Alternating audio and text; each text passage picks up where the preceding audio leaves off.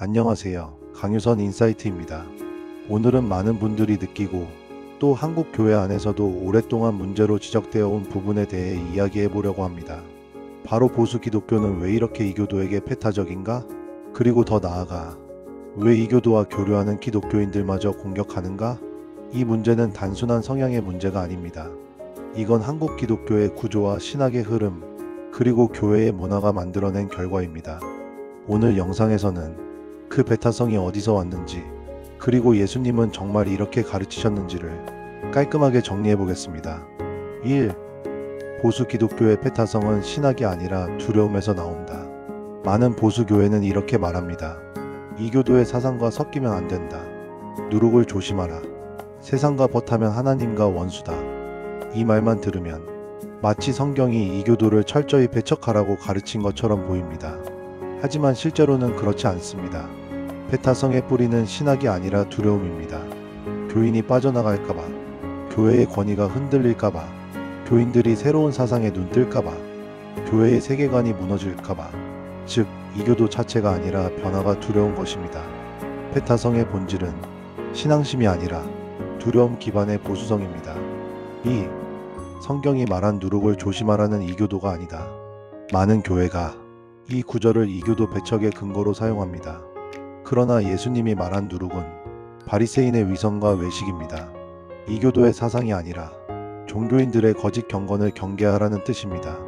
보수 기독교는 이걸 완전히 잘못 해석하고 이교도 누룩 이렇게 바꿔버렸습니다. 그 순간부터 기독교는 자신과 다른 모든 사람을 영적 오염물질로 보기 시작했습니다. 이것은 성경적 가르침이 아닙니다. 정반대로 성경적 정신을 왜곡한 것입니다. 3. 예수님은 이방인에게 가장 먼저 다가가신 분이었다. 예수님이 실제로 보여주신 모습은 보수 기독교가 주장하는 것과 완전히 반대입니다. 사마리아 여인에게 말을 거셨고, 수로보닉의 여인의 딸을 고치셨고, 로마 백부장의 믿음을 칭찬하셨고, 수많은 이방 지역을 직접 다니셨습니다. 예수님은 이교도와 죄인에게 먼저 다가가는 분이셨습니다. 심지어 유대인만의 메시아가 아니라고 선언까지 하셨습니다. 그러니 우리가 보수 교회의 태도를 보면 놀랄 수밖에 없습니다. 예수님은 포용으로 시작하셨는데 보수 교회는 배척으로 끝을 맺습니다. 4.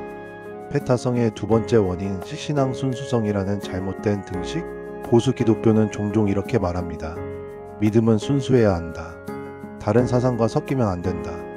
이 말의 취지는 이해할 수 있지만 문제는 이것을 극단적으로 밀어붙일 때 발생합니다.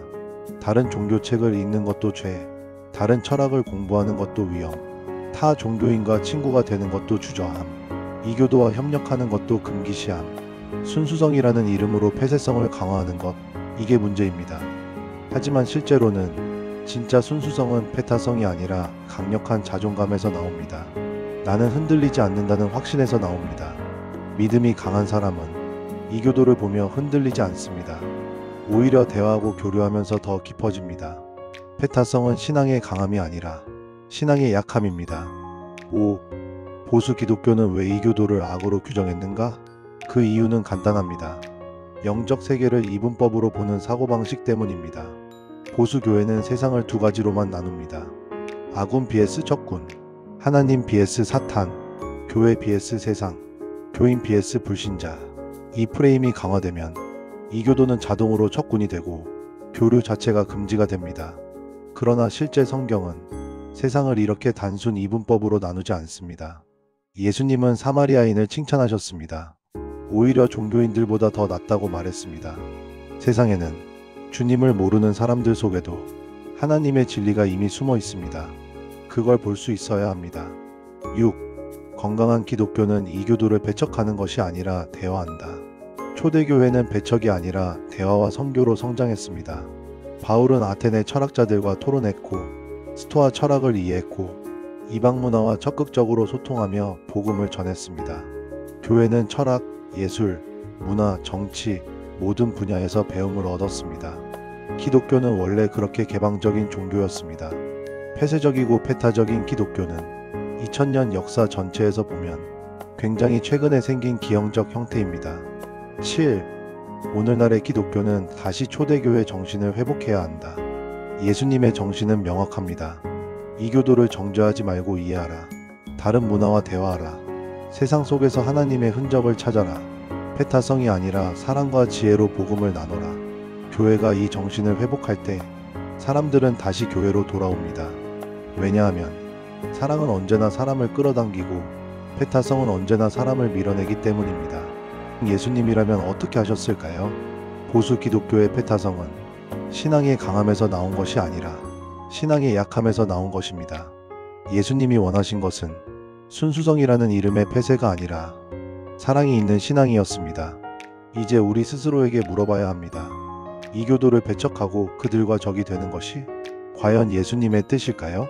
아니면 그들을 사랑으로 품고 그들과 대화하고 그들의 삶을 이해하며 그들에게 하나님의 사랑을 보여주는 것이 예수님의 뜻일까요? 예수님이라면 어떻게 하셨을까요? 저는 분명하게 말할 수 있습니다. 예수님은 사마리아인을 사랑하셨듯이 오늘날의 이교도들도 품고 사랑하셨을 것입니다. 바울은 악을 악으로 갚지 말고 선으로 악을 이기라고 말했습니다. 사랑과 선을 행하는 것, 그것이 기독교의 핵심 정신입니다. 그런데 오늘 교회는 교회 스스로의 악과 실수에는 관대하면서 자신들이 악이라고 규정한 대상에게는 오히려 악하게 대합니다. 정죄하고 혐오하고 밀어내죠. 이것은 예수님의 마음과 정반대입니다. 예수님은 하나님을 믿는 종교 지도자들에게는 엄격하셨지만 세상 사람들, 죄인들, 이방인들에게는 오히려 사랑을 베푸셨습니다. 우리는 바로 이 예수님의 마음을 다시 배워야 합니다. 그리고 본받아야 합니다. 배척이 아니라 사랑으로, 정죄가 아니라 이해로, 두려움이 아니라 지혜로. 우리가 예수님의 마음을 품을 때 기독교는 다시 빛을 잃지 않을 것입니다. 저는 강유선 인사이트였습니다. 다음 영상에서 뵙겠습니다.